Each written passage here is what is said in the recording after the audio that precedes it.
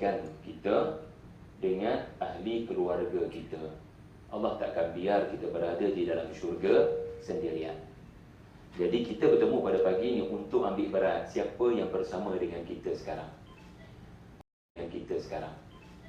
Allah takdirkan anda tidak hidup sendirian. Saya percaya semua yang hadir ini bukan sekadar sudah bersuami, sudah beristeri, bahkan sudah beranak dan mungkin bercucu. Ada yang bercucu? Subhanallah. Baik. Jadi dalam sesi saya pada hari ini saya nak bercakap tentang 5 perkara. Pertama sekali, Al-Quran menyebut matahari dan bulan sebagai suami isteri. Ini menarik. Yang kedua, Al-Quran juga menyebut tentang Adz-Dzakaru wal-Untha. Nama saya Adz-Dzakaru dalam Al-Quran. Nama puan-puan namanya Al-Untha di dalam Al-Quran. Bila Allah menggunakan dua istilah ini, ia merujuk kepada jantina yang berbeza. Allah menciptakan lelaki dan perempuan dengan sifat dan tabiat yang berbeza. Setuju atau tidak? Takkan tak setuju kan? Okey? Allah ciptakan pada perempuan ada kelebihan dan kekurangan. Allah menciptakan lelaki dengan kelebihan dan kekurangan. Maka sebab itu kena saling bersinergi, melengkapi. Yang ketiga, saya akan berbicara pada tuan-tuan puan-puan sekalian, apa kesan pada negara bila sesuatu terjadi di dalam rumah tangga. Mengambil pedoman daripada Al-Quran sendiri. Dan yang keempat, saya akan berbicara tentang sirah merakamkan Nabi melakukan sesuatu yang tidak pun disebut di dalam Quran ataupun hadis, tetapi Nabi buat perkara itu kerana Nabi adalah seorang manusia yang terbaik kepada ahli keluarga. Sallallahu alaihi wasallam. Nabi bukan pelakon dalam hal berumah tangga. Setengah orang kerana dikenali sebagai ustaz, ustazah, jadi kalau dia bawa isterinya, dia bawa suaminya, dia kena berlakon menunjukkan dia sayang suaminya. Abang duduk depan. Ayah duduk depan kerusi VVIP. Jadi mudah-mudahan itu bukan hanya terjadi di pandangan mata orang, tetapi itulah yang terjadi di rumah. Na'udzubillah daripada isteri tak dapat rasa kasih sayang suami hanya kerana suami itu adalah seorang Rasul sallallahu alaihi wasallam. Jadi nombor 4 ada beberapa perkara saya nak kongsi. Yang kelima, kenapa banyak sangat ustaz? 3 tak boleh ke? Sebab anda buat 2 jam. Tempat lain saya ceramah tempoh perlawanan bola sepak kat stadium cerah tu je. Berapa minit je. Tapi SUKM luar biasa. 2 jam, subhanallah. Jadi saya sembang dengan Cik Zakuan tadi. Daripada mana datang semangat 2 jam ini? Rupa-rupanya ia hanya terdapat di sini sahaja. Jadi komitmen tuan-tuan kepada mendengar 2 jam itu luar biasa bagi saya. Jadi saya harap anda buktikan yang tuan-tuan boleh bertahan lebih daripada 90 minit. Boleh atau tidak? Buat apa saja untuk survive. Okey? Manfaatkan kawan-kawan sebelah untuk tujuan survive. Saling memotivasi antara pasangan agar masing-masing jadi lebih baik daripada kita. Dan ini ada kaitan dengan apa yang saya sebut di awal tadi. InsyaAllah saya akan huraikan lebih lagi berdasarkan ayat-ayat yang lain. Baik, kita pergi kepada yang pertama. Siapa suami angkat tangan? Anda adalah matahari. Tolong hormat matahari, okey? Siapa? Bulan? Angkat tangan. Ya Allah, lindungi kami daripada orang yang tak ada identiti. Namanya LGBT, na'udzubillah. Pelihara umat ini daripada penyakit kaum Nabi Lut alaihi salam. Dalam surah Yusuf ada satu babak, ini cerita Nabi cerita Nabi Yusuf. Nabi Yusuf bermimpi. Dia cerita pada ayah dia. Saya bermimpi, saya nampak matahari, bulan dan 11 bintang. Saya nampak 11 bintang, and then saya nampak matahari, and then saya nampak bulan. And then saya nampak ia menjelma menjadi manusia yang sujud pada saya. Okay, kalau anda baca surah Yusuf, anda akan tahu bahawasanya matahari dan bulan itu merujuk kepada ayah dan ibu kepada Nabi Yusuf alaihissalam. Matahari merujuk kepada Nabi Yaqub. Manakala bulan merujuk kepada isteri Nabi Yaqub. Kerana dikatakan ibu Nabi Yusuf meninggal dunia semasa melahirkan adik Nabi Yusuf yang bernama Bunyamin. Tetapi Allah menggambarkan ibu tiri kepada Nabi Yusuf atau ibu kepada 10 orang abang-abang Yusuf ini sebagai bulan. Jadi, kita kena tanya soalan. Kenapa Allah menggambarkan seorang ayah, ya, yang juga merupakan seorang rasul dengan matahari yang terang benderang? Manakala wanita yang bernama ibu digambarkan sebagai bulan. Barangkali ada rahsia, dan antara yang saya dapati, matahari ini sifatnya memberi cahaya. Betul atau tidak? Matahari memberi cahaya. Manakala bulan, bulan mana menghasilkan cahaya? Bulan hanya menerima cahaya dan memantulkan balik. Ada sesiapa tiada pengalaman melihat bulan? Boleh fahamkan apa maksud saya? Memantulkan balik cahaya. Jadi apa kita belajar? Ayah memberi nafkah. Ayah memang kena beri cahaya. Ayah kena bantu anak-anak boleh berjalan dalam kegelapan. Maksud kata rumah tak boleh blackout, ayah kena bayar bil. Tadi baru bayar bil. Okey? Jadi ayah memberi nafkah. Ayah mungkin banyak di luar untuk tujuan memastikan isteri dan anak-anak beroleh cahaya, yakni perkara yang asas untuk hidup. Manakala ibu, ya, peranannya yang asas adalah memantulkan cahaya yang ayah beri, sebab ayah duduk jauh bekerja. So, ibu, ya, mesti memantulkan manfaat daripada ayah pada anak-anak ketika ayah-ayah tiada di rumah. Sebab itu di dalam Al-Quran ada satu perkataan penting namanya qawwam, iaitulah memelihara, melindungi isteri dan anak-anak daripada bahaya. Sebut ramai-ramai, qawwamuna. Sekali lagi, qawwamuna.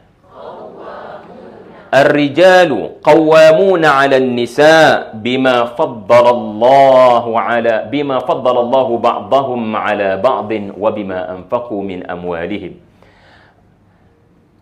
Ar-rijal, kaum lelaki, adalah qawwamuna 'alan nisa. Seringkali diterjemahkan, ya, sebagai ketua kepada keluarga yang mesti ditaati. Menterjemahkan qawamun sebagai ketua yang mesti ditaati kurang tepat. Sebab boleh berlaku tak suami, ya, memukul isteri, kemudian mengatakan awak mesti ikut apa jua arahan saya kerana saya ketua kepada awak dan keluarga ini. Sedangkan arahan yang diberikan, permohonan yang diberikan adalah perkara bertentangan dengan agama. Tak boleh taat dalam perkara bertentangan dengan agama.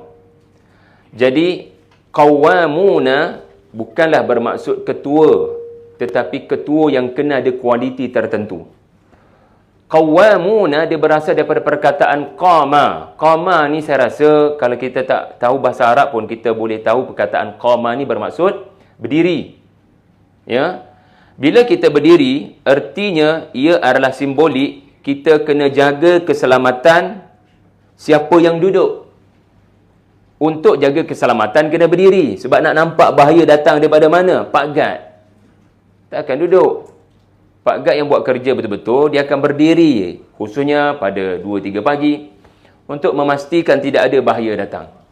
Sebab itu dalam ayat kursi yang tuan-puan hafal, ada nama Allah Al-Qayyum.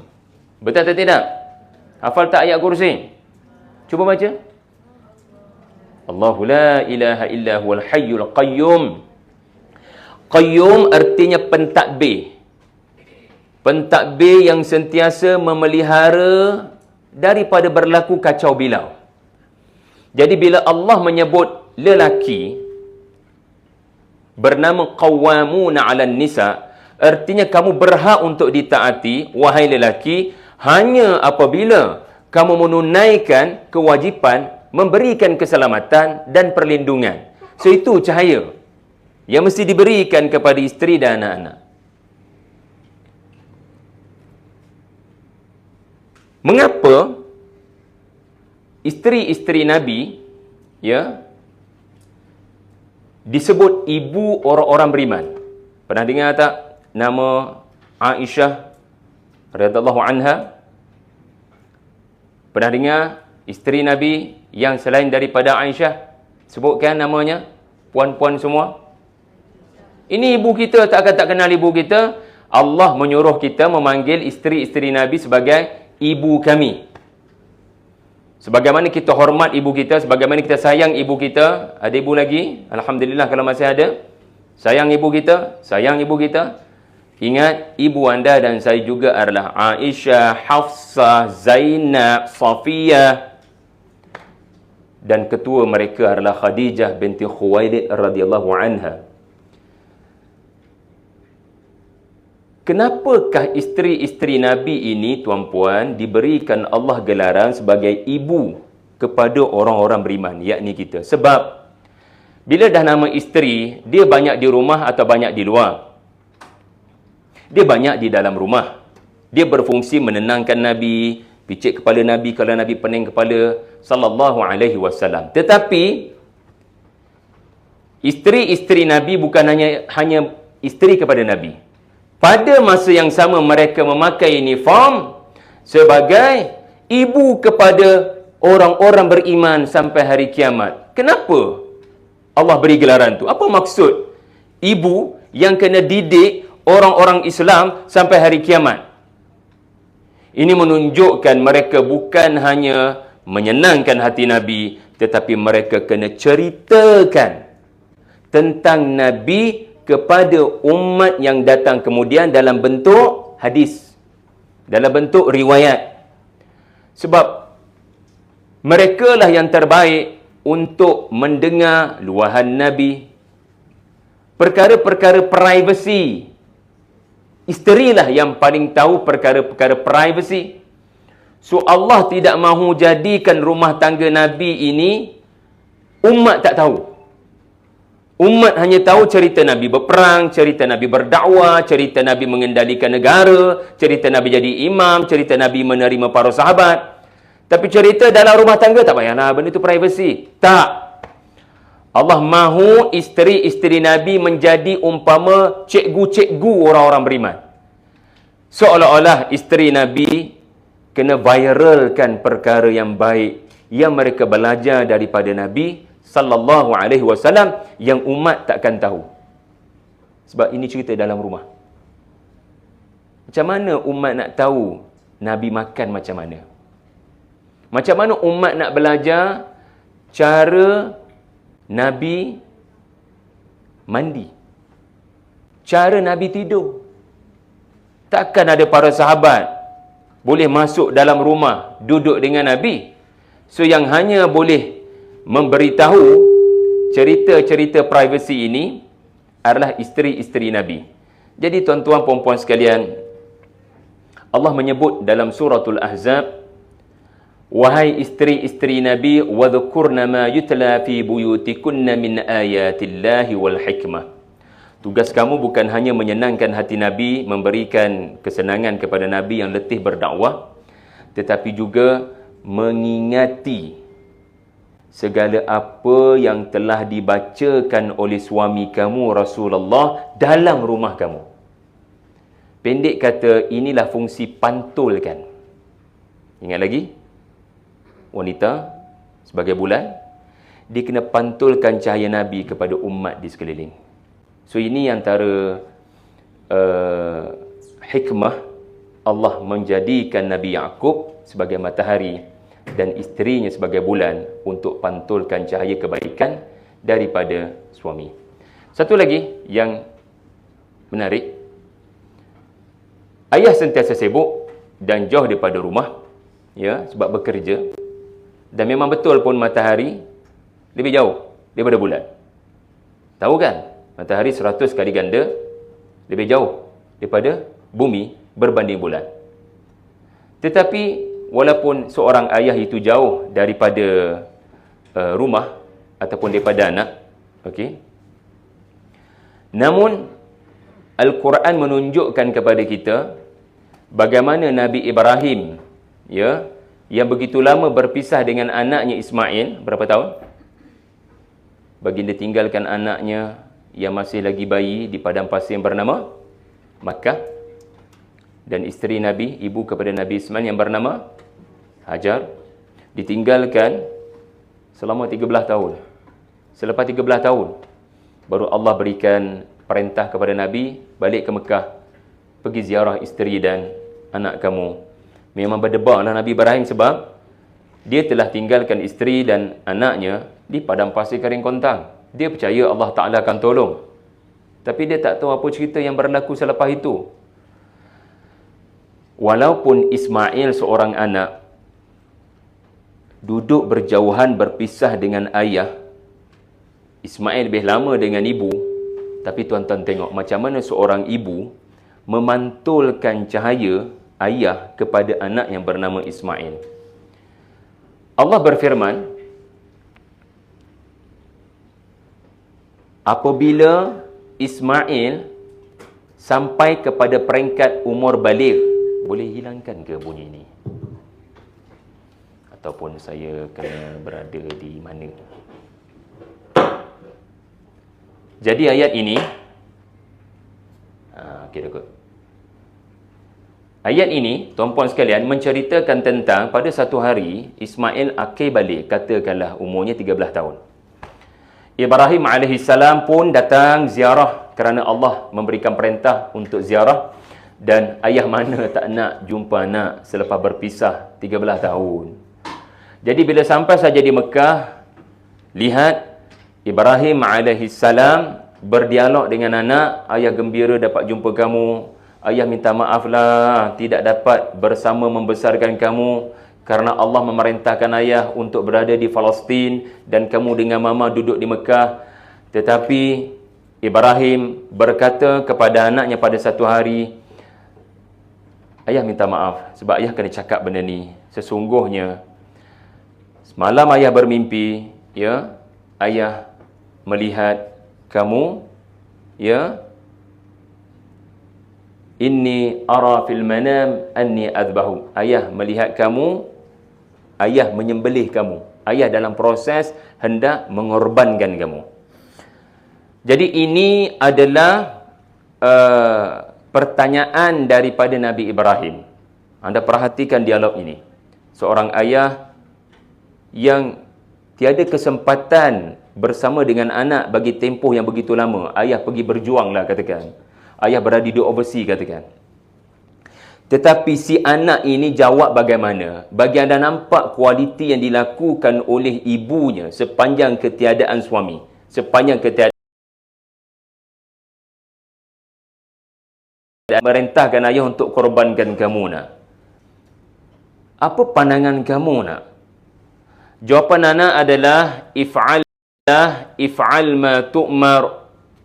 Ya abati, ya, saya sayang ayah. Walaupun ayah tiba-tiba datang daripada Palestin, 13 tahun hilang daripada saya, dan ibu telah memahamkan saya. Yang ayah tidak bersama kami kerana perintah Allah. Saya faham benda tu, ayah. Bukan sebab ayah benci kami. Bukan sebab ayah mementingkan diri sendiri sampai tidak mahu pulang kepada keluarga sendiri. Tak. Kerana mama, saya tak nampak ayah mementingkan diri sendiri. Sebab itu beliau melafazkan ya abati. Saya tetap sayang ayah. If'al ma tu'mar, ayah kena buat apa yang telah diperintahkan. Ayah akan mendapati saya insya-Allah dari kalangan orang-orang yang sabar. Jadi kalau anda perhatikan, ya, tuan-tuan, Ismail mengatakan ayah akan mendapati saya, bukan sekadar akan bersabar dengan apa yang bakal ayah buat, tetapi saya sendiri mahu jadi dari kalangan orang-orang sebelum saya yang sabar. Seolah-olah kalau saya akan diuji dengan ayah akan korbankan saya telah dididik oleh mama saya yang sebelum saya ada orang yang lebih kuat kesabaran daripada saya. Terima kasih kepada siapa sekarang ini? Mak yang memantulkan cahaya Ibrahim kepada anaknya sendiri walau Ibrahim tidak ada. Dan sebenarnya orang-orang yang sabar yang disebut oleh Ismail ini adalah tidak lain tidak bukan ayah dia sendiri. Ayah akan mendapati saya dari kalangan orang-orang yang sabar, dan sebenarnya ayah adalah contoh saya dalam hal kesabaran. Jadi tuan-tuan boleh lihat bagaimana peranan yang dimainkan oleh seorang ibu. Ya, kita berada pada zaman isteri pun kena bekerja bagi menguatkan pendapatan family. Tapi jangan sampai terabai tanggungjawab yang asas. Bila Al-Quran berbicara tentang isteri memantulkan cahaya suami ataupun ibu mendidik anak, itu maknanya tanggungjawab asas yang tidak boleh ditinggalkan walau kita berkerjaya dan bekerja. Pendek kata, bila kita dah hantar nursery, kita hantar pengasuh, kita hantar ke sekolah, waktu bersama dengan anak mesti digunakan sebaik mungkin untuk jalankan tanggungjawab dan kewajipan masing-masing. Ya, dan khususnya pada waktu weekend, pada waktu cuti, untuk mengingati peranan asas yang perlu dimainkan oleh matahari dan bulan, oleh suami, isteri, ibu dan bapa. Satu lagi, bulan dia lebih dekat dengan anak-anak. Sebab apa? Sebab Hajar yang membesarkan Ismail, pasti membisikkan ke telinga anaknya Ismail sebelum tidur dengan cerita ayahnya dihumban dalam api, tapi api tak makan.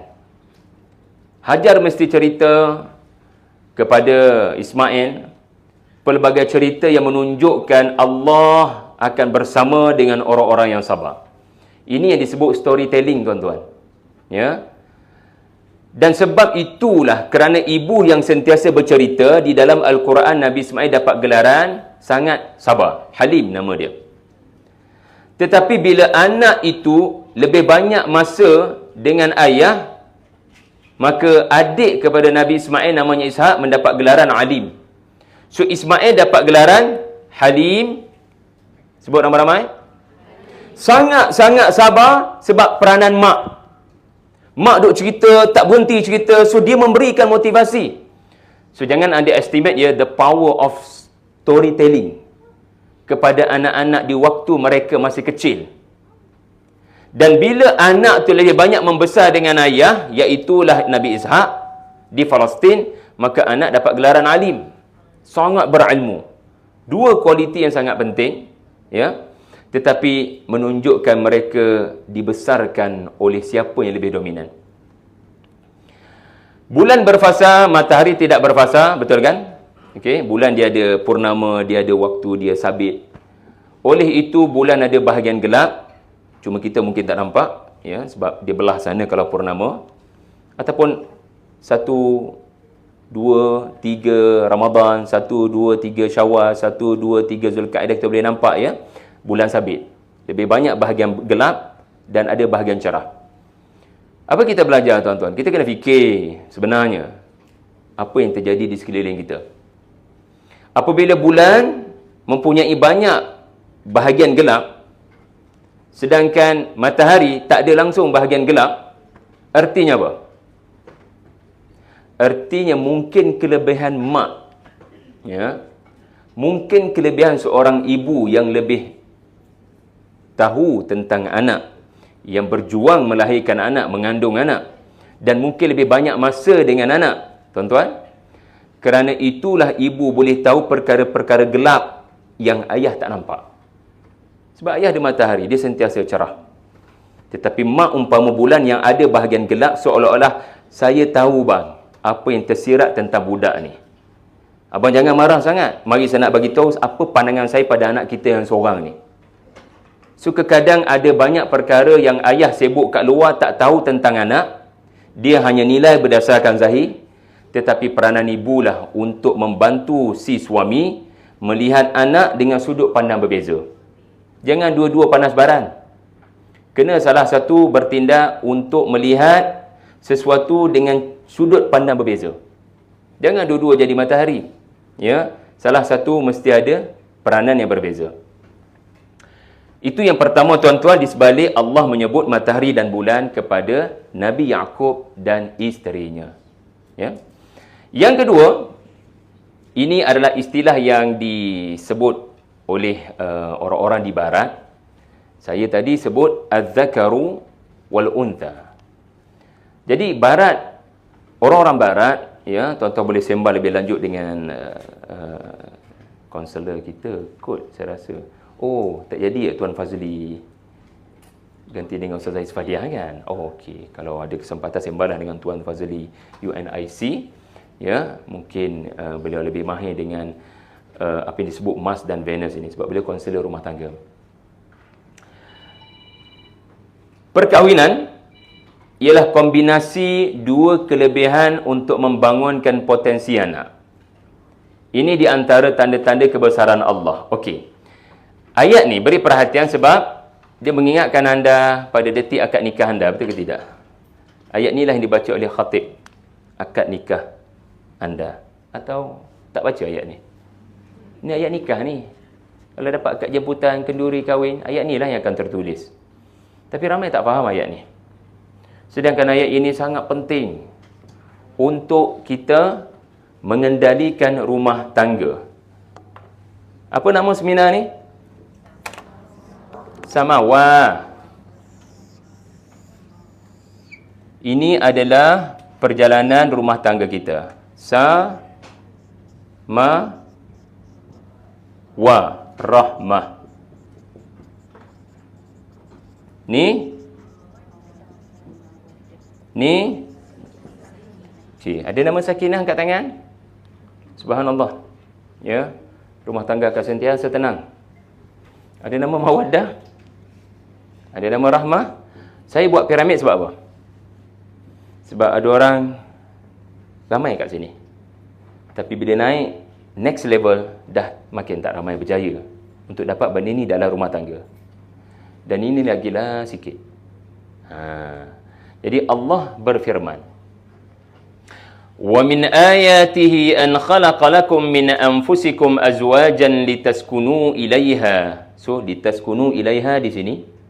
"Wa ja'ala bainakum mawaddatan wa rahmah." Allah telah menciptakan daripada kamu, wahai Adam, isteri kamu.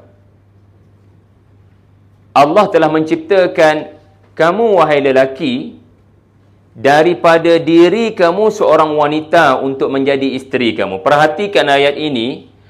Allah telah menjadikan dari diri kamu, min anfusikum, keluarnya azwajan, isteri kamu. Mana ada isteri saya keluar daripada saya, Ustaz? Isteri saya tu saya cari 10 tahun memburunya. Mencarinya sejak pada sekolah kecil lagi dah jam 4. Tiba-tiba ayat ni kata dia keluar daripada kamu. Tuan-tuan, isterimu, suamimu, jodohmu adalah perancangan Tuhan. Tuhan buat kamu, khalaqa, Tuhan buat kamu, dia tahu kelemahan kamu. Dan kerana dia cipta kamu, dia tahu kelemahan kamu, dia dah set up. Di alam rahim, Allah telah menetapkan jodoh sebenarnya. Tuan-tuan tahu di alam rahim, siapa ada pengalaman berada di alam rahim? Ada buat rakaman ke? Kejadian anda dari hari ke hari sepanjang 9 bulan. Ayat ni sangat best sebab Allah kata, aku cipta kamu Syahari, aku tahu kelebihan kamu, aku tahu kelemahan kamu, dan kerana aku tahu kelemahan kamu, aku telah mentakdirkan jodoh kamu adalah orang yang ada kelebihan itu. Aku tahu kekuatan kamu dan aku telah mempersiapkan si dia yang ada kelemahan itu. Kamu akan diberikan Allah seorang insan yang bernama Venus tadi, yang akan melengkapkan Mas. Kau akan dikurniakan seorang wanita yang akan melengkapkan kelemahan kamu. Engkau akan dikurniakan wanita yang ada kelemahan yang memerlukan kekuatan kamu. Azwajan, bukan hanya suami, bukan hanya isteri, bukan hanya maknanya pasangan, tetapi seseorang yang akan melengkapkan anda. So balik nanti, jumpa suami anda, jumpa isteri anda, kena kata apa?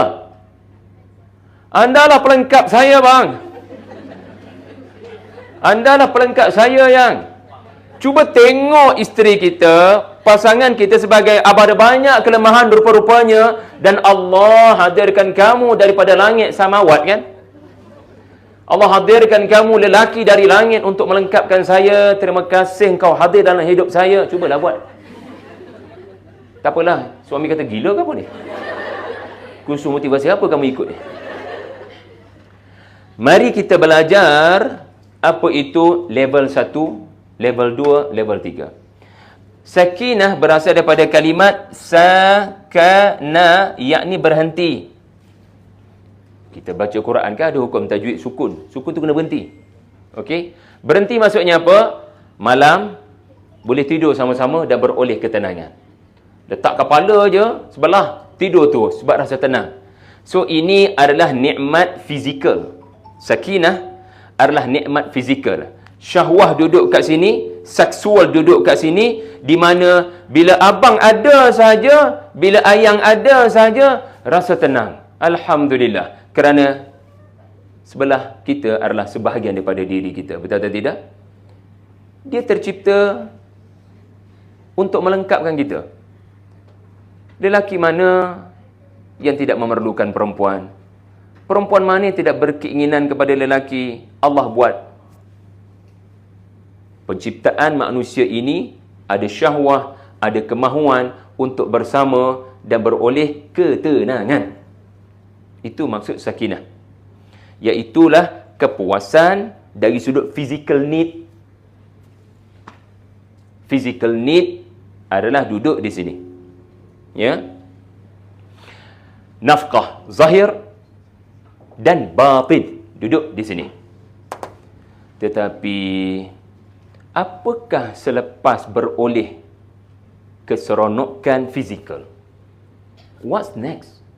Adakah rumah tangga kita hanya sekadar mahukan tubuhmu? Tak. Sebab itu Islam mengharamkan perzinaan. Sebab dia tak nak kita hanya nampak seronok dengan awak, awak seronok dengan saya. Tak, ada tanggungjawab. Kerana rumah tangga ini bukan hanya kepuasan nafsu, tetapi juga kena tanggungjawab pada saya, bang. Saya bekerja, saya ada masalah juga. Abang, tolonglah. Maka mawaddah bukan hanya kepuasan fizikal, tetapi kepuasan emosional. Di mana boleh bincang, duduk dan mengatasi sesuatu masalah. Apa makna hidup? Ya, kalau seronok pada kemahuan nafsu, tapi tak boleh langsung bincang. Lepas tu, piring terbang. Perang Dunia Ketiga. Maka apabila anda sampai ke satu level namanya wood ataupun cinta yang bertambah, cinta yang muncul dan mekar kerana berjaya untuk menghadapi kehidupan sama-sama. Ya, ada waktu kita bersama, ya, pada waktu malam, masing-masing bekerja, waktu malam bersama, ia berpelukan. Tetapi lebih banyak masa kat sini. Kerana ada macam-macam masalah nak difikirkan. Kewangan, kesihatan, pendidikan anak, sewa rumah, kenderaan, rumah nak upgrade, renovate.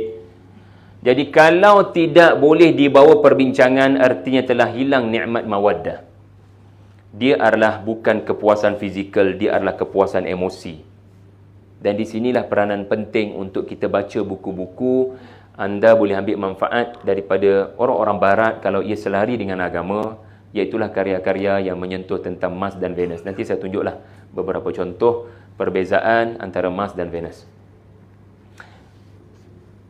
Dan ini, apa itu rahmah?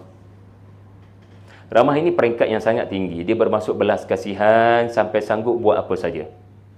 Sanggup korbankan diri sendiri demi kebahagiaan pasangan, demi kebahagiaan anak-anak. Saya sanggup masuk ke dalam api demi menyelamatkan anak yang berada dalam kebakaran. Allah berikan fitrah itu kepada seorang suami untuk buat apa saja demi isteri. Betul atau tidak? Allah berikan fitrah itu kepada seorang ayah atau mak untuk buat apa saja demi anak-anak. Betul atau tidak? So, rahmah ni adalah satu sifat yang menyebabkan seseorang itu menikmati bahagia dengan berkorban. Dan tak semua orang boleh ada kualiti ini. Cerita Nabi Ibrahim adalah cerita orang yang sanggup berkorban apa sahaja demi memastikan keluarga dan anak-anak dipelihara oleh Allah. Okey. Jadi tuan-tuan dan puan sekalian, itulah 3 peringkat ataupun sebenarnya 3 ujian apabila anda mengendalikan rumah tangga. Bukan hanya awak memuaskan hati saya ke tidak, awak memuaskan syahwat saya ke tidak, itu sakinah. Mawaddah, adakah awak boleh berbincang dengan saya? Adakah saya boleh mendapat keharmonian? Saya rasa itu bahasa Melayu yang lebih baik kepada mawaddah. Ketenangan, nombor 1, keharmonian rumah tangga. Boleh bersyura, boleh bincang, ada persefahaman, kadang-kadang gaduh tu biasa. Tetapi lepas tu boleh kembali memaafkan. Tetapi apa yang lebih penting daripada itu adalah sentiasa nak buat apa ni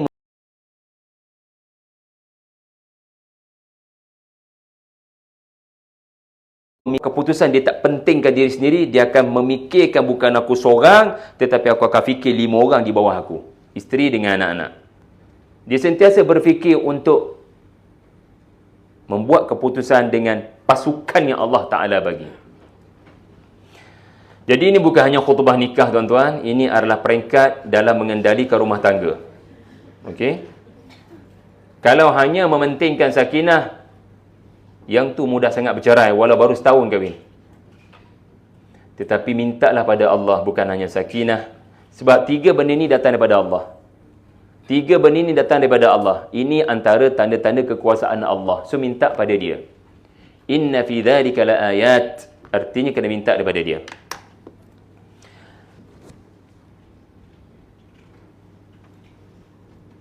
Yang ketiga, apabila kita melihat bagaimana Al-Quran berbicara tentang keluarga, nanti tuan-tuan boleh tanya saya ni. Saya nak skip yang ni dulu. Saya nak jaga masa. And then bila Q&A nanti, saya harap tuan-tuan boleh tanya tentang contoh-contoh daripada Mars dan Venus. Berdasarkan yang sempat saya bacalah daripada penulis berkenaan. Dan dia ada, saya tak ingat berapa soalan yang kalau kita jawab, ya, kita boleh, maknanya kita dan pasangan kita sama-sama jawab soalan itu, dia boleh membantu untuk lebih memahami. Okey. Apabila baik pengurusan keluarga, apabila suami isteri menjalankan tugas, Al-Quran menunjukkan kesannya adalah kepada negara. Sebagai contoh, tuan-tuan, kebanyakan nabi-nabi menjadi nabi pada umur 40. Kenapa agaknya? Siapa umur 40 kat sini angkat tangan? Majoriti kot. Siapa umur 40 angkat tangan? Okey. Inilah nabi-nabi. Tak. Ya. Ini umur nabi-nabi. Kenapa agaknya nabi-nabi, ya, mereka jadi rasul pada umur 40? Ayat ni memberitahu kelebihan umur 40. Ayat ini tuju kepada anda yang sudah umur 40 dan saya.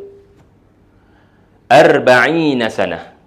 Allah menyebut kepada manusia akan datang satu usia yang bernama 40. Rasulullah sallallahu alaihi wasallam menjadi nabi, menjadi rasul pada umur 40. Kenapa tidak umur 30?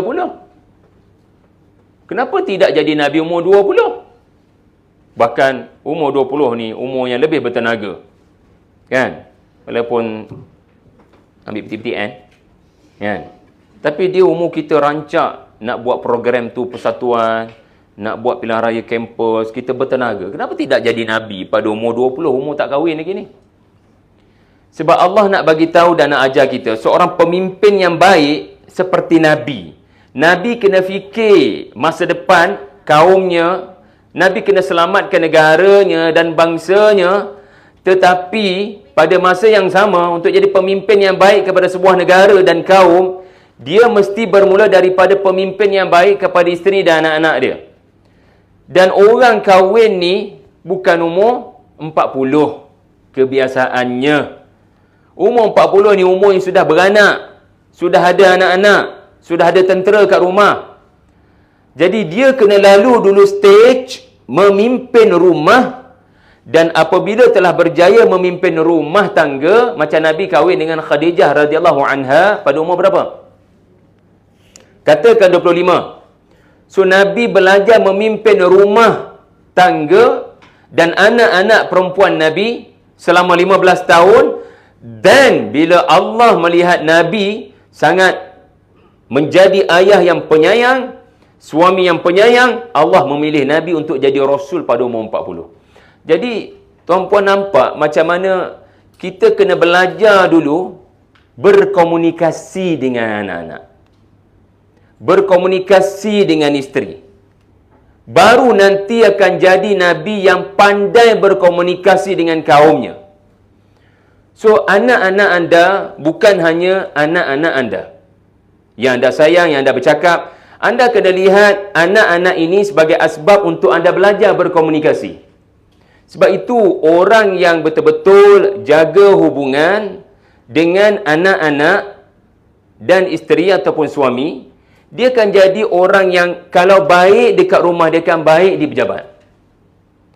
Kalau dia buruk hubungan dan komunikasi di rumah, buruklah komunikasinya di pejabat. Bagaimana situasi anda di rumah boleh meleret terbawa-bawa ke pejabat. Maka cuba sedaya upaya tuan-tuan untuk mengambil manfaat daripada isteri dan anak-anak anda untuk belajar improve apa yang disebut sebagai human sciences. Pernah dengar perkataan human sciences?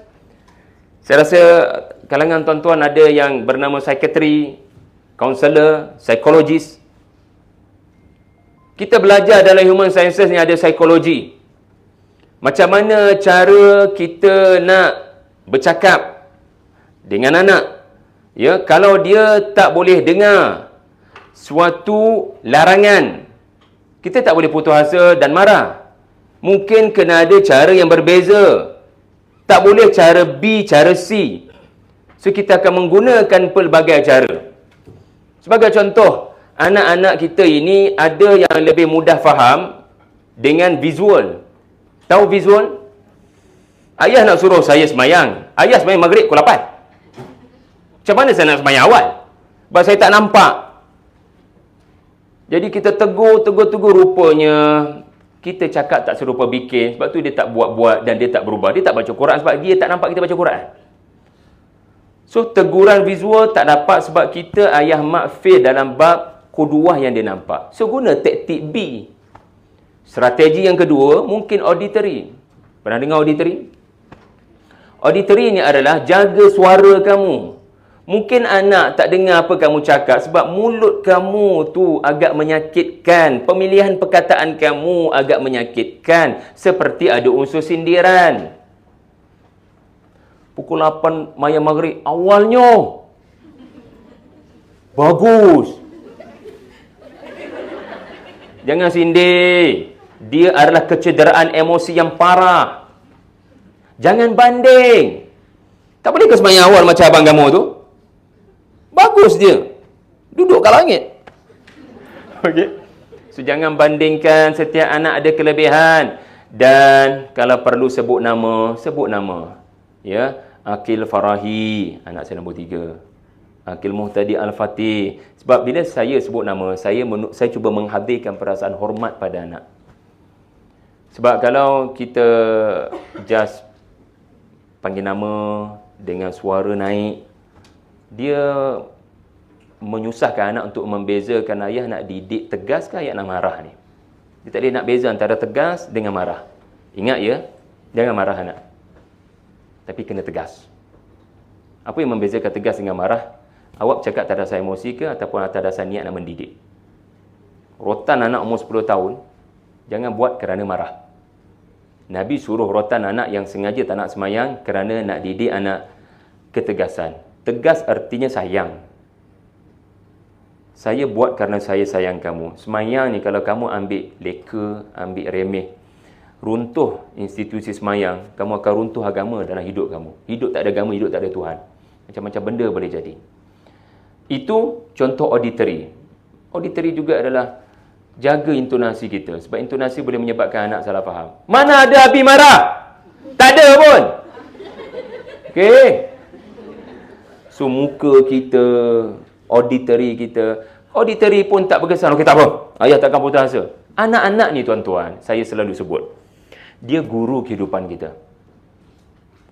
Anak-anak Nabi di rumah adalah guru Nabi untuk mengajar ummah.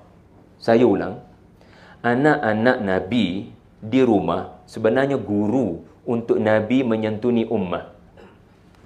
So, setiap masalah yang anda hadapi dengan anak ataupun isteri, anda kena cuba jadikan ia sebagai ruang untuk belajar. Kenapa macam ni jadi ni? Apa salah saya je sampai isteri macam ada hubungan keruh sedikit dengan kita. Macam menunjukkan reaksi tak senang dengan kita hari itu. So, ada waktu kita seronok, ada waktu kita kena belajar. Saya ulang, ada waktu kita kena seronok, kita memang seronok dengan pasangan kita, hari itu anniversary, hari itu birthday anak. Tetapi ada waktu belajar, bukan marah. Cuba belajar. Sebab rumah tangga adalah ruang mempelajari dan membaiki karakter. Kalau kita adalah kita sebelum kahwin, sama dengan lepas kahwin, kita tak capai mawaddah sebenarnya. Apabila perangai kita sebelum kahwin, ingat lagi tak perangai kita sebelum kahwin? Boleh tulis perangai saya sebelum kahwin. Okay? Dan selepas kahwin, minta isteri kita buat sedikit perbandingan sebelum dan selepas.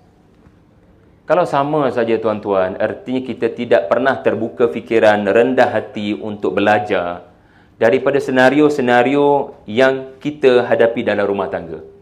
Belajarlah merendah diri, buka fikiran dan belajar menerima teguran. Improve diri kita. Sebab Nabi-Nabi, mereka belajar untuk improve sebelum mereka jadi Nabi. Mereka pun tak tahu mereka akan jadi Nabi bila. Tapi Allah memang lorongkan macam tu. Mereka kena dipanggil self-development. Mereka kena baiki diri mereka. Belajar ni, boleh belajar dekat UIA, Human Sciences, Psikologi, Sosiologi, TESOL. Boleh belajar, Masscom. Benda boleh belajar. Tapi, itu teori. Macam mana cara bercakap yang boleh orang rasa senang? Kita boleh belajar teori. Tapi rumah tangga adalah proses pembelajaran yang berlaku secara live. Ya, contoh isteri balik daripada tempat kerja. Abang pening kepala hari ni, ya Allah, ya Tuhan. Kita suami ni, yang kebetulan hari tu BDR, kerja daripada rumah, isteri sampai, yang pening kepala ya, kejap abang ambil Panadol. Isteri marah pada kita sebab bukan Panadol penyelesaian dia bang. Abang tak faham ke? Sebab dah berapa tahun kahwin, takkan abang tak boleh nak faham apa maksud saya pening kepala. Pening kepala saya bukanlah Panadol. Pening kepala saya adalah abang mai duduk dengan saya. Kita bagi masa abang, tanya apa berlaku. Ni tidak. Dipanggil Mas adalah Mr. Fix It. Watak orang lelaki ni adalah solution based. Doraemon, dalam poket abang ada penyelesaian kepada pening awak. Tak, ada benda tidak boleh. Ada benda yang isteri bukan nakkan penyelesaian. Isteri jangan nak sembang. Bang, jangan naik motor bang? Yang, abang ada kuliah sekejap lagi. Apa perlu buat persiapan? Allah hancur hatinya kalau kita buat macam tu. Jangan mementingkan diri sendiri. Ada orang, jom bang naik motor. Ya, naik motor tu ada pahala ke? Oh, skemanya. Naik motor bukan segalanya. Tapi perang dunia ketiga boleh dielakkan masa naik motor tu. Sembang. Bang, apa perasaan abang? Masa tu lah kita sembang, naik motor tengok monyet tepi jalan. Benda kecil tuan-tuan, tapi sebenarnya besar peranan. Boleh tak jadi manusia? Jadi ini kelebihan Nabi yang akan bercakap dengan umat bila mereka diberikan tempoh masa yang matang. Kalau terlalu muda jadi Nabi, kamu tak belajar improve diri, kamu tak berumah tangga pun lagi, wahai Nabi-Nabi. So, kena belajar dulu improve komunikasi. Ya, improve, macam saya sebut tadi, visual, auditory. Auditory pun gagal. Sebab ini bukan hanya dengan anak-anak, kadang-kadang dengan pasangan.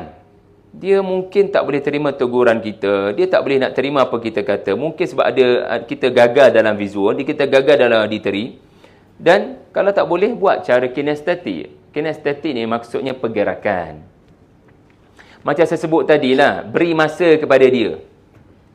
Kita beri masa kepada dia maksudnya, abang nak ajak awak makan kat luar. Jom. So, dia seronok rupanya, itulah solusi yang dia mahu. Bukan visual, bukan digital, bukan auditory. Kinestetik juga adalah sentuhan.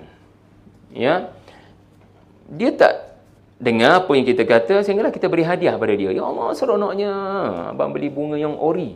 Alhamdulillah. Ya, abang faham saya tak suka bunga palsu. Ini bunga ori. Alhamdulillah, abang faham yang bunga hidup adalah kehidupan saya, bang. Gitu. Jadi, ia bukan segalanya, tuan-tuan, tapi segalanya bermula daripada situ. Ini semua cerita mawaddah, tau. Dia bukan benda boleh belajar dalam bilik kuliah. Dia benda kita kena explore dan belajar sendiri, improve. Yang penting, suami isteri kena ada kemahuan untuk belajar. Jangan berhenti belajar. Jangan sombong. Ayat ini juga mengajar, tengok ya, bila umur 40. Siapa umur 40 sekali lagi tolong angkat tangan? Oh, maknanya ramai di sini masih belum umur 40 ke? Subhanallah, muda-muda lagi lah. Nanti, satu hari nanti anda akan umur 40, wajib hafal doa ni. Sebab doa ni Allah suruh, tau. Pada orang yang telah berumur 40. Rabbi auzi'ni. Baca. Rabbi auzi'ni an ashkura ni'mataka allati an'amta alayya wa ala walidayya wa an a'mala salihan tardah wa aslih li fi dhurriyyati. Ya Allah, berikanlah kepada saya kesyukuran. Sebab apa? Umur 40 adalah umur kita mula berfikir nak mencapai greatness dalam hidup. Kita nak empire bisnes kita lebih luas. Kita nak nama kita lebih popular dengan follower kita kalau boleh meningkat, mencanak naik. Kita mula berfikir waktu ini tak boleh master sahaja, kena PhD. Kita nak capai greatness. Saya teringat dulu masa kecil, cikgu kata hidup kita ni sebenarnya umpama 5 jari ni. Tuan-tuan tengok jari, tuan-tuan. Ya, tak payah tengok jari orang sebelah. Kita bermula daripada jari yang sangat lemah. Kerana kita pernah bermula daripada bayi yang memerlukan bantuan ibu bapanya serba-serbi. Nama jari ini adalah jari apa entah? Jari kelingking. Kemudian akan sampai satu usia di mana kita menjadi remaja yang sangat suka kepada lawan jantina, dan masa inilah juga kita memikirkan cara menghalalkan cinta kita dengan kahwin. Maka ting ting ting ding ding ding ding ding ding ding ding ding, kat sinilah disarungnya cincin. Ya, sebab seremonya adalah zaman manis. Jarinya manis. Semuanya adalah kemanisan rumah tangga. Jari inilah bagi saya jari paling tinggi, paling stabil, paling established. Dia adalah umur seperti dalam ayat ini. Dia menunjukkan anda berada pada level kalau lelaki, kalau nabi-nabi, saya telah sebutkan, itulah peringkat mereka paling established, paling matang di sudut emosi. Sebab umur 40 adalah umur anda sudah ada pengalaman mengatasi banyak masalah. Betul ke tidak? Ke paling banyak masalah umur 40? Sebab anda dah lalu rumah tangga umur 30. Anda dapat anak umur 30. Anda belajar mengurus emosi. So, the best of your achievement adalah umur 40. And then, akan datang satu umur di mana kamu, wahai cucuku, ambil kopi di dapur. Jadi, jari telunjuk adalah simbolik kepada warga emas, veteran, KWSP. Kita minta tolong ambilkanlah sebab dah tak larat, ada masalah kesihatan. Tetapi akan ada waktu di mana anda akan berada di bawah tanah. Ya, kita akan masuk ke alam lain. Kita akan sendirian di dalam lubang kubur. So, hidup ni singkat. Buat bekalan nak pergi ke sini. Ini alam kubur.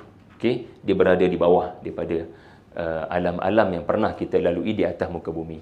Kembali kepada ayat ini dan doa ini, tuan-tuan. So, jangan kamu nak capai serba-serbi dalam hidup. Kamu nak capai. Sebab umur 40 kita dah tak fikir dah tentang kita dan keluarga kita sahaja. Umur 40 kita dah mula fikir lebih besar. Betul tak?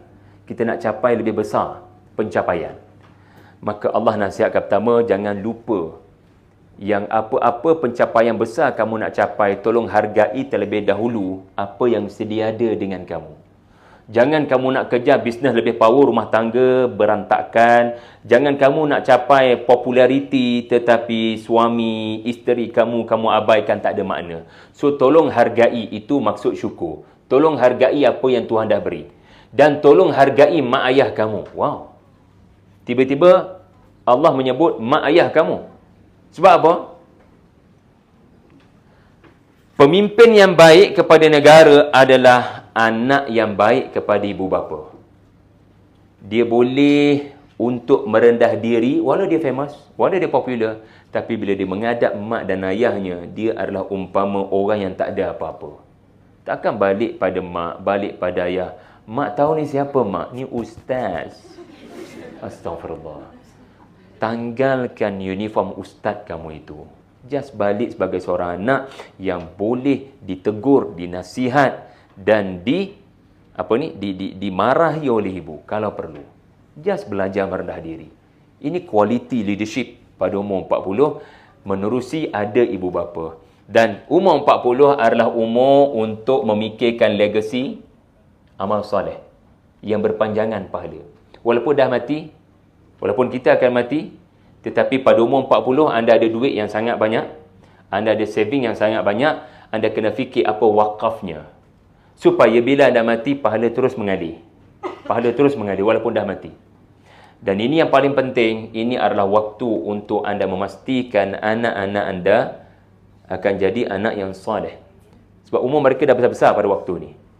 Mereka mungkin dah akhir balik. Jadi mereka ini adakah telah ditanam oleh kamu agama? Baik, tuan-tuan, puan-puan sekalian. Ini satu soalan. Mengapa Nabi SAW telah diilhamkan Allah untuk berkahwin ramai? Bukan poligami ni. Poligami 2, 3, 4. Tetapi berkahwin lebih ramai daripada 4. Ini yang Allah Ta'ala beri kepada Nabi sahaja SAW. Macam mana Nabi boleh bernikah, mempunyai isteri, ya, 10 ke 11 orang? Kita tengok jap jadual ni ada berapa orang isteri Nabi. Kita ada Khadijah sudah wafat, and then sebutkan ramai-ramai. Saudah, Saudah janda 70. Saya dah tahu beza janda dengan balu. Bukan diceraikan oleh suaminya, tapi cerai mati ataupun kematian berlaku. Okey, 45 tahun masa nikah dengan Nabi. Siapa seterusnya? Ummu Salamah bernikah dengan Nabi umur 62. Ummu Habibah umur 47. Juwairiyah, anda nampak? Kenapa Nabi kalau nak kahwin ramai, ambillah umur 20? Saya nak anda fikir sekarang. Mungkin kita tak pernah terfikir benda ni. Ya, yang lelaki hanya selalu berfikir Nabi poligami. So, salahkah saya? Setakat itu je ke? Kaum lelaki bukan di sini, ramai di luar sana yang mempergunakan poligami Nabi untuk justifikasi kemahuan nafsunya. dan halalkan kecurangannya. Na'udzubillah. Poligami itu baik. Tetapi kerana certain individu melakukannya dengan dasar curang, dia jadi buruk di pandangan mata wanita. Tetapi kepada isteri, kepada Nabi, dia berbeza tuan-tuan. Lihat dengan sudut pandang berbeza. Perhatikan pattern orang macam mana yang Allah hadirkan dalam hidup Nabi. Kalau Nabi nak kahwin ramai, ataupun kalau Nabi nak kahwin dengan, kalau Nabi ini mementingkan hawa nafsu, bagaimana Nabi boleh setia pada yang satu? Khadijah. Nabi setia dengan Khadijah untuk tempoh 25 tahun, seingat saya. Nabi tidak pernah curang. Nabi setia pada yang satu. Tetapi selepas Khadijah wafat, dan memang kebetulan Khadijah wafat, Nabi pun diberikan Allah kekuasaan di Madinah. Tiba-tiba one by one, Allah anugerahkan wanita-wanita yang anda nampak janda, anda nampak balu, yang kita tak nampak adalah pengalaman hidup sangat banyak wanita-wanita ini. Okay, kita pergi kepada Safiyah, seorang ahlul kitab yang memeluk Islam, 53. Kita ada siapa di sini? Maimunah, 63. Kita ada Zainab, umur 50. Kita ada Maryah Al-Qibtiyah yang muda, 25. Kita ada Hafsah, 35. Dan kita ada satu-satunya yang paling muda, Aisyah. Seorang tu je. Aisyah. Ini jaga hujan sebab tadi dah nak hujan dah. Jawab soalan berikut.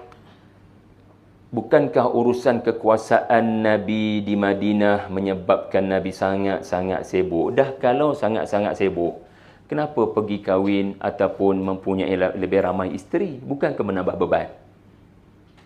Alangkah lebih baiknya kalau Allah dah bagi kuasa, tak payah kahwin dah dengan sesiapa, untuk fokus kepada kekuasaan dan pentadbiran. Kalau nak kahwin ramai, lebih baik sebelum dapat kekuasaan. Tiba-tiba, zaman tak ada kekuasaan, Nabi setia kepada Khadijah saja. Maka kesimpulannya tuan-tuan, ini rencana Tuhan. Bukan kemahuan Nabi SAW sahaja. Baginda Nabi diberikan ilham, tapi orientalis tak faham benda ni. Dia tuduh macam-macam kepada SAW. Macam-macam tuduhan jahat yang mereka buat, yang tuan-tuan kena jawab. Jadi, ini satu cerita untuk tuan-tuan dapat jawapan. Mengapa Nabi mempunyai ramai isteri? Ceritanya adalah di sebalik surah At-Tahrim. Okey. Di mana setiap kali selepas asar, setiap hari lepas asar, Nabi akan ziarah semua isteri-isterinya. Katakanlah isteri-isteri Nabi lebih kurang berapa orang tadi? Selain Khadijah, katakanlah 11 orang. Katakanlah asar sampai maghrib, Nabi ada tempoh lebih kurang sejam setengah. Cuba bagi 10. Ialah 11, tapi nak bagi mudah faham, bagi 10. Berapa minit seorang? Kalau 1 jam, 60 minit. Berapa minit lebih kurang? Setiap isteri akan dapat peluang bersembang dengan Nabi lepas asar. Sebab isteri Nabi ramai. Tetapi Nabi akan ziarah al-hujurat. Bilik-bilik yang menyimpan, bilik-bilik yang menempatkan ibu kita. Isteri-isteri Nabi. Berapa minit lebih kurang satu orang? 10 minit. 10 minit, baru 6 orang. 5 minit lah lebih kurang. Kalau 5 minit, darat 10, 50 minit. Bolehlah 5 minit. Setiap kali Nabi lepas asar, Nabi sibuk dengan pelbagai urusan negara, urusan Masjid Nabawi, sebab Nabi imam Masjid Nabawi, Nabi adalah ketua negara, Perdana Menteri, Nabi juga komander perang. Nak pergi perang, Nabi kena atur strategi, buat mesyuarat. Nabi sangat sibuk, tapi sibuk macam mana sekalipun Nabi SAW akan menjadikan agenda wajibnya lepas asar ziarah isteri-isteri Nabi. Apa yang Nabi buat semasa ziarah? Dalam surah At-Tahrim tuan-tuan, berlaku satu dialog, berlaku satu cerita. Pada satu hari itu, ketika Nabi ziarah 5 minit, tiba-tiba pada rumah Zainab. Pada rumah Zainab. Okey? Nabi mengambil masa 10 minit. Katakanlah, Nabi ada masa lebih sedikit. Siapa perasaan isteri-isteri yang lain? Berapa lama dia duduk rumah dia? Tak sedap hati lagu ni. Tak patut jadi lagu ni. Kita kena buat sesuatu. Hafsah dan Aisyah radhiyallahu anhuma berpakat untuk menghalang Zainab radhiyallahu anha daripada melakukannya sangat kerap. Dia tidak sepatutnya merampas masa Nabi dengan kita. Kalau Nabi SAW mahu pergi 10 minit, 15 minit rumah Zainab, semua kita kena 10 minit, 15 minit. Adil lah. Betul tak?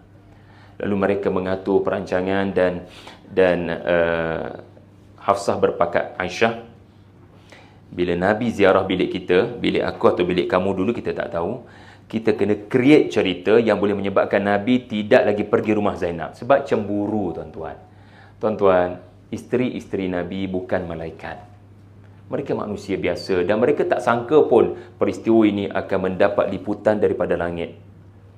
Mereka tak sangka apa yang bakal mereka buat ini akan menjadi viral sampai hari kiamat. Mereka tak tahu sebab mereka tahu Quran memang turun untuk ulas isu-isu yang terjadi kepada Nabi semasa berdakwah. Tapi ulas isu rumah tangga ni mereka tak expect langsung. Jadi bila Nabi datang ke bilik aku ataupun bilik kamu kejap lagi, tolong terus bagi tahu, ya Rasulullah, mulutmu ada bau madu maghafir. Nabi kat rumah Zainab sampai 10 minit tu sebab apa? Sebab Zainab pandai tackle. Dia tahu Nabi suka satu jenis madu ini, dan bila Nabi suka, macam tuan-tuan lah, bila makan sesuatu yang sedap, tuan-tuan tak tengok jam dah. Betul tak?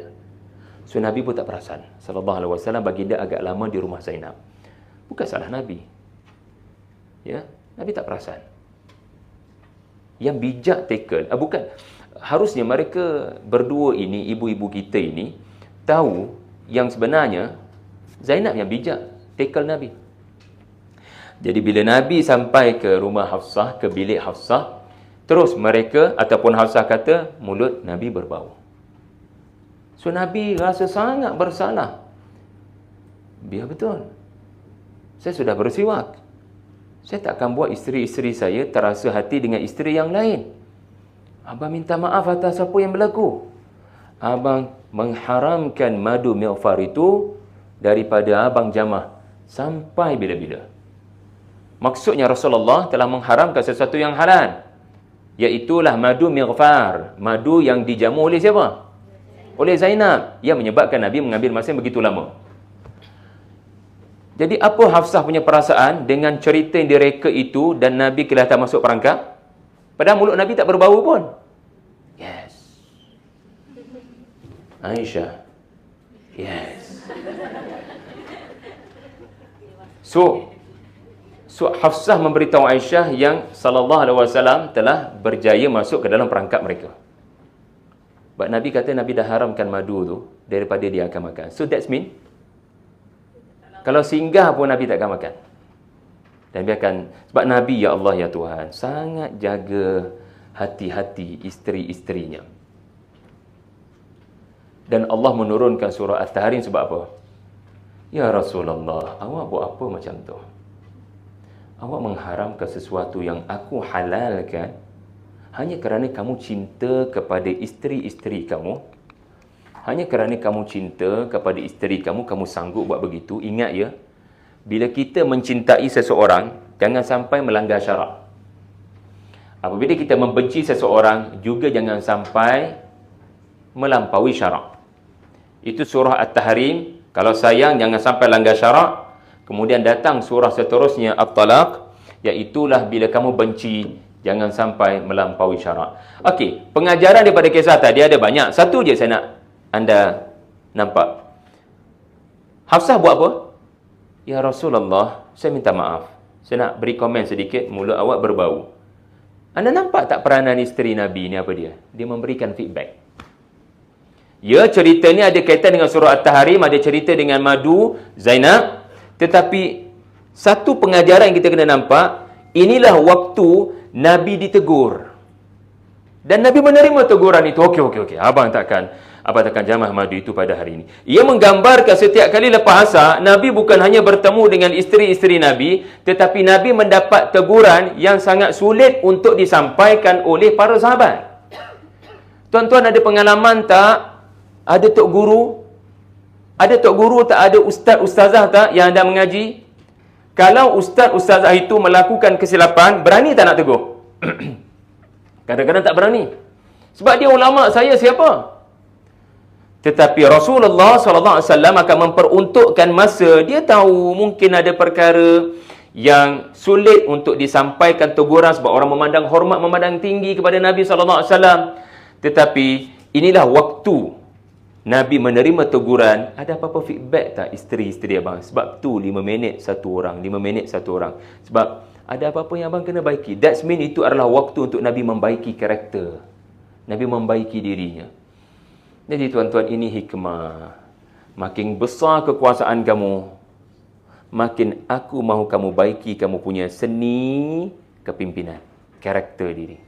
Kalau kita boleh buat graf, ya, makin besar kuasa kamu di Madinah, aku nak kamu makin kerap bertemu dengan isteri-isteri kamu. Sebab apa? Aku nak ada progres dalam cara kamu memperbaiki karakter diri kamu. So, hargai isteri-isteri kita, hargai suami dan anak-anak kita, tuan-tuan. Okey, baik. Dan ini yang telah saya sampaikan tadi, iaitulah Nabi sangat menjaga hati isteri-isterinya. Saya tidak ingat isteri Nabi yang mana. Sekejap saya rujuk balik jadual tadi. Ada satu riwayat, seingat saya peristiwa ini terjadi Safiyah. Seingat saya semasa nak pergi ke, pada satu hari itu giliran Nabi adalah berada di rumah Safiyah radhiyallahu anha. So Safiyah ada hajat untuk pergi ke bazar ataupun ke suq, ke mall lah dalam bahasa kita sekarang ni. Okey. So Nabi, isteri-isteri Nabi sudah dilatih pun untuk berdikari, dan mereka bukan orang yang baru belajar nak hidup. Safiyah yang mana? Okey. Nombor berapa? Nombor 7 kan? Bukan orang yang baru nak hidup. Orang bukan anak dara, bukan remaja. Dia dah pengalaman hidup. Seolah-olah boleh pergi pasal naik kereta seorang. Beli kat Jaya Grocer ke, belilah apa-apa sayur-sayuran ke, boleh pergi sendiri. Abang tak payah follow. Tetapi Nabi tahu itu adalah hari baginda bersama dengan Safiyah. So Safiyah nak naik ke unta. Safiyah nak naik ke unta untuk memberi barang keperluan. Dan riwayat menyebut Nabi SAW menghulurkan dia punya peha ni untuk dipijak oleh isteri baginda ataupun Safiyah untuk naik ke atas unta. Sebenarnya tidak perlu pun dihulurkan kaki ni ataupun peha ini, sebab ada pedal yang boleh dipijak naik. Dan Safiyah dah biasa pun naik unta dan pergi ke pasar. Tetapi Nabi menunjukkan apa, tuan-tuan? Ya? Benda yang tak perlu dibuat pun, sebab isteri boleh buat sendiri. Kalau kita sekarang ni maksudnya isteri nak pergi kerja, kan? Saya duduk kat rumah, dia kata kerja daripada rumah. Perlu ke bukakan pintu pada isteri, pintu kereta dia tu? Perlu ke bukakan pintu untuk dia keluar daripada rumah? Buka sendirilah.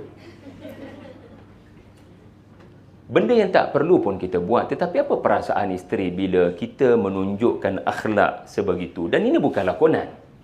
Dia kena datang daripada hati kita sendiri yang merasakan hormat dan mawaddah. Dia penting untuk saya bukan hanya hawa nafsu. Dia penting untuk saya sebab dia akan melengkapkan saya dalam banyak perkara. Ini cara saya berterima kasih kepada kehadirannya setiap waktu. So, kalau Rasulullah menghulurkan pehanya untuk dipijak oleh Safiyah naik ke atas unta, maka mungkin seorang suami, seorang isteri, bila kita tahu cik abang kita penat dan letih, bila isteri kita penat balik daripada rumah, balik daripada tempat kerja, balik ke rumah, tanyalah, adakah sunnah Nabi ni ada pada kita? Seperti, tolong bukakan pagar rumah, kalau kita ada dekat rumah, tolong bukakan pintu kereta. Bukanlah papah dia main-main abang bawa kan masuk darah, tak perlulah. Ya, Khadijah binti Khuwailid radhiyallahu anha, bila Nabi pucat lesi melihat malaikat Jibril berada di kaki langit, Nabi pucat lesi, Nabi ketuk pintu, pulang ke rumah, Khadijah ada di situ, terus dipapahnya Nabi. Bila nampak Nabi pucat, terus dipapahnya Nabi ke ruang katil, lalu ditenangkan Nabi dengan selimut. Kalau kita barangkali, abang pucat, kenapa ya? Apa yang berlaku? Cuba ceritakan. Yang boleh abang masuk dulu tak? Ambil air masak ke? Kau tak faham ke apa ni? Mana common sense? Ini mawaddah. Mana common sense? Kadang yang boleh mencederakan hati isteri, yang boleh membawa kepada cedera gear 2, cedera gear 3, hanya kerana kecederaan gear 1 ni je. Tapi tidak ada, abang minta maaf, abang terlupa. Dia tak ada minta maaf tu. Benda yang paling susah orang lelaki nak cakap adalah minta maaf, sebab dia ada ego dia. Dia rasa dia betul. Orang lelaki kalau rasa payah nak minta maaf, just diam dulu. Jangan berlawan. Sebab kadang-kadang bila kita berlawan, perkataan yang kita tutur itu hanya memburukkan keadaan. So, lebih baik berdiam diri supaya keadaan tidak makin keruh. Jadi tuan-tuan, perempuan sekalian, itu adalah cerita Safiyah dan cerita common sense yang perlu ada bagi mawaddah rumah tangga kita. Satu lagi saya lupa nak sebut tadi, para ulama menyatakan mawaddah yang berasal daripada wud, al-wud, dia bermaksud rindu yang amat sangat seolah-olah sudah lama tidak bertemu. Wow. Kalau anda nak tahu adakah masih ada mawaddah kepada anda dan rumah tangga anda, balik kejap lagi pukul 6, bila bertemu dengan suami ataupun isteri, ke suami sebelah anda? Tak kan? Suami di tempat lain kan? Ada tak perasaan bila melihat suami yang macam lama tak bertemu abang? Ya Allah, rindunya. Kalau berani, buatlah. I love you so much today. Macam lama sangat kita tak bertemu. Ini bukan perkara yang kita kena reka-reka.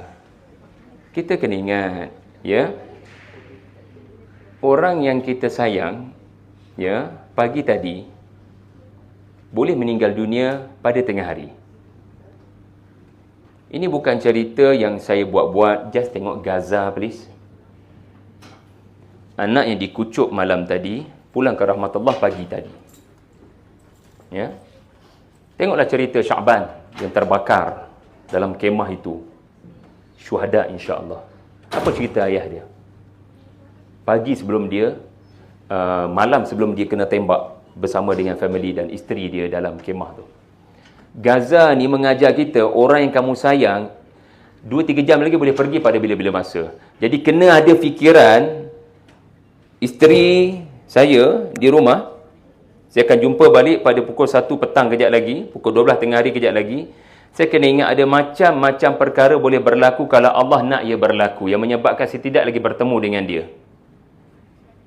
Maka bila kita bertemu dengan isteri kita sekejap lagi, walaupun sekejap saja perpisahan, iaitulah 1 hari bekerja, kita kena ingat bahawasanya kalau Allah tak izin, kita tak akan jumpa.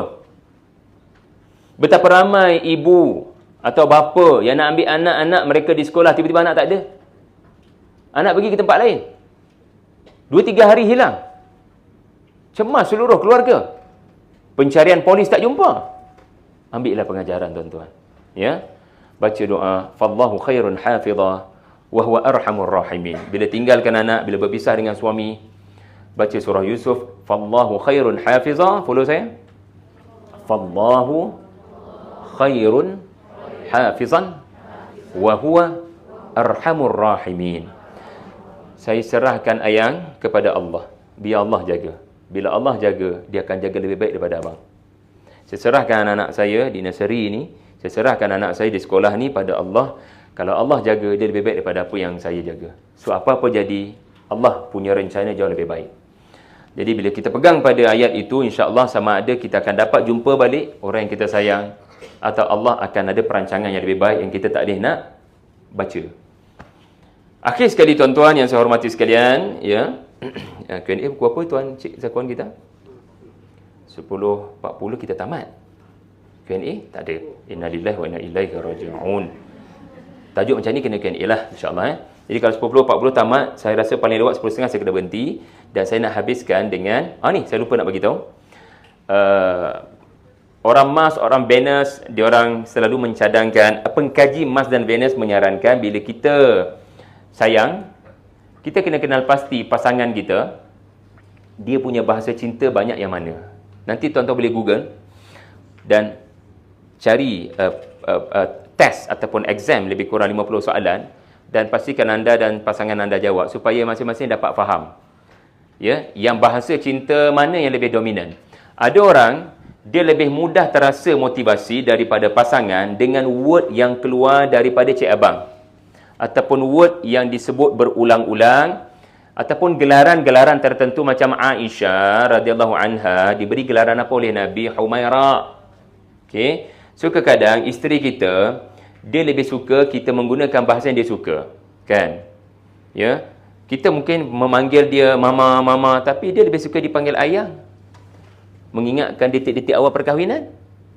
Daripada melihat dia sebagai seorang ibu kepada 5 orang anak. Abang janganlah pandang saya macam tu je. Abang padahlah saya sebagai isteri abang. Kan lain.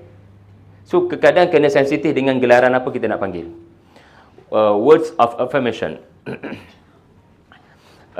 Kena biasakan dengan budaya tertentu bangun daripada tidur. Apa word ya, yang kita akan ungkap kepada isteri kita dengan konsisten dan dia suka benda tu. Kena ada benda tu. Okey? Satu lagi cara yang mungkin isteri kita, suami kita suka adalah bila kita ni jadi orang yang pagi tu dia nampak kita basuh baju. Pagi tu dia jumpa kita, dia nampak kita buangkan sampah, basuhkan pinggan. Dia boleh tiba-tiba I love you so much. Hanya kerana buat kerja-kerja macam tu. Kerja-kerja alam flora. Jadi, anda jangan underestimate. Mungkin isteri kita, dia baru je nak mencetuskan perang dunia ketiga, tapi tak jadi. Gencatan senjata berlaku. Hanya kerana melihat suami melakukan kerja-kerja yang memang nampak ikhlas lah. Bukan lakonan macam ada kepentingan tertentu. Ni kenapa ni? Kenapa jadi orang yang banyak buang sampah hari ni? Ada sesuatu ke? Tak. Benda ni kena jadi akhlak lah. Ya. Yang ketiga, physical touch. Macam saya sebut tadi, mungkin isteri memerlukan physical touch, memerlukan pelukan. Masa ni. Duduk sini. Mungkin dia perlukan macam tu. Quality time bagi saya bukan pilihan, tetapi kewajipan. Kena ada waktu untuk bersembang dari hati ke hati, khususnya lepas sembahyang. Lepas sembahyang, kita macam adakan sesi. Sebab lepas sembahyang adalah waktu terbaik untuk, macam saya lah dengan isteri, akan sentiasa bertanya, kita didik anak ni dengan apa dah? Kalau kita mati nanti anak-anak, boleh tak dia orang sembahyang tanpa kita suruh? So kita bukan berbincang pasal kita bincang pasal anak-anak. Mereka ni macam mana kalau kita mati satu hari nanti? Bang, saya nak cadang. Yang abang nak cadang. Tapi kalau nak hati ke hati, biarlah ada dating yang tersendiri. Biarlah anniversary. Biarlah birthday. Biarlah ada waktu tertentu. Makanlah kat mana-mana kedai, asalkan yang tidak diboykot. Dan ini beri hadiah. Beri hadiah. Macam saya sebut tadi lah, bunga yang ori. Dan mungkin boleh beri hadiah setiap hari satu kereta. Okey sekali tuan-tuan. Saya tak nak urailah ayat ni. Saya nak beritahu makna ayat ini adalah sentiasa seronok bila pasangan lebih baik daripada kita. Sentiasa rasa seronok bila anak lebih baik daripada kita. Sentiasa seronok bila mak ayah lebih baik daripada kita. Saya ulang. Kena rasa seronok bila suami lebih banyak amal soleh daripada kita, lebih rasa nak belajar agama berbanding kita yang sibuk memanjang. Kena rasa seronok kalau anak-anak berada di tahfiz ke, belajar di sekolah agama ke, dia lebih baik faham agama daripada kita dan beramal soleh. Dan kena rasa seronok kalau mak ayah kita sendiri lebih baik amal soleh daripada kita. This is big family. Ini adalah family kita. Sebab apa? Sebab suatu hari nanti anda akan berterima kasih kepada diorang. Mungkin anda akan berterima kasih kepada suami anda kerana dengan asbab suami anda yang berada di syurga yang di bawah, suami anda berada di syurga yang lebih atas, Allah akan mengangkat darjat anda bersama duduk dengan suami anda di syurga Firdaus. Ini bukan ulama cakap, ini Quran yang sebut. Ini adalah berita gembira kepada semua ahli syurga yang beriman. Allah akan beri ganjaran sesuai dengan amalan. Semua kita akan masuk syurga berdasarkan amalan masing-masing. Tetapi ini adalah belas kasihan Allah, di mana kamu tidak akan dipisahkan dengan orang-orang yang kamu sayang dulu di dunia. Jadi kalau isteri kamu adalah orang yang banyak melakukan amal soleh, paling kuat datang seminar-seminar macam ni. Okey? Dan kamu suami duduk sibuk umumnya buat kerja kat office tu, dan bab-bab datang seminar ni serah pada isteri. So, isteri paling banyak mengaji agama, paling banyak datang kuliah-kuliah online, maka kena rasa gembira. Sebab apa? Mungkin satu hari nanti, iaitulah di sana, terima kasih yang, kerana asbab kamu, abang dapat nikmat syurga Firdaus. Sebab Allah tak nak pisahkan abang dengan kamu. Kamu di syurga Firdaus, syurga paling tinggi, yang paling nikmat, dan abang sebenarnya duduk kat ground floor. Kamu kat level 7. Allah ambilkan kita dengan semacam lift naik ke atas. Kalau mak ayah kita lebih baik amalan daripada kita, anda mungkin akan berterima kasih pada mak ayah anda. Kerana mereka di Firdaus menjadikan anda yang duduk di bawah naik ke atas. Anak-anak yang paling penting. Anda mungkin akan berterima kasih kepada anak-anak anda kerana mereka menjadi asbab untuk anda mendapat syurga yang lebih tinggi. Perhatikan ayat ini. Allah berfirman, "Walladzina amanu wattaba'athum dzurriyyatuhum biimanin alhaqna bihim." So bulatkan kalimah alhaqna bihim. Dan mereka yang beriman akan follow mereka zuriat mereka. Orang-orang yang beriman, dia takkan sendirian, akan ada yang follow mereka daripada keturunan mereka. Okey, daripada anak-anak mereka dengan syarat beriman, sebab hanya iman saja syarat masuk syurga. Alhaqna bihim. Okey, sebut ramai-ramai, alhaqna bihim.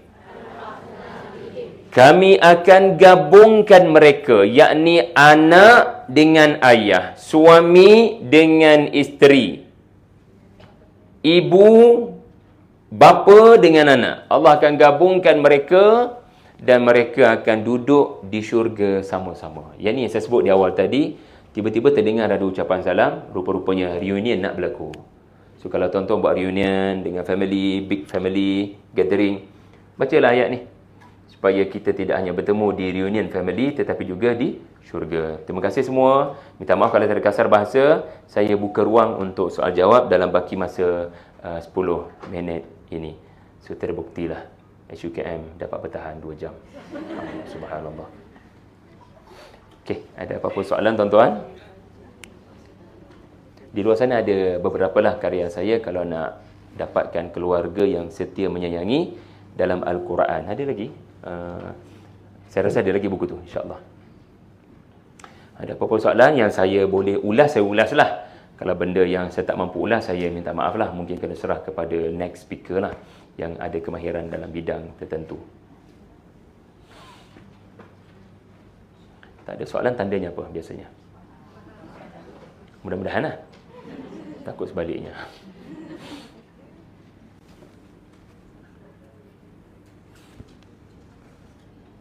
Terima kasih.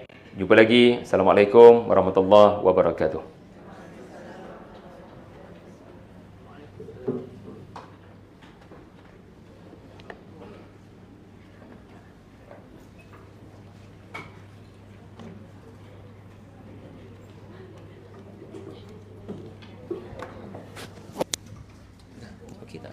Waalaikumsalam warahmatullahi wabarakatuh. Tak guna saya punya.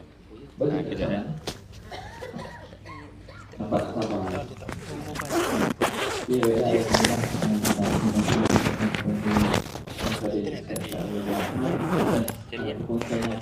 kami kira sangat amat. Apa yang disampaikan dapat kita amalkan, kita kongsikan dengan abang, keluarga kita balik ini. InsyaAllah. Baiklah. Jam menunjukkan 10.33 minit pagi.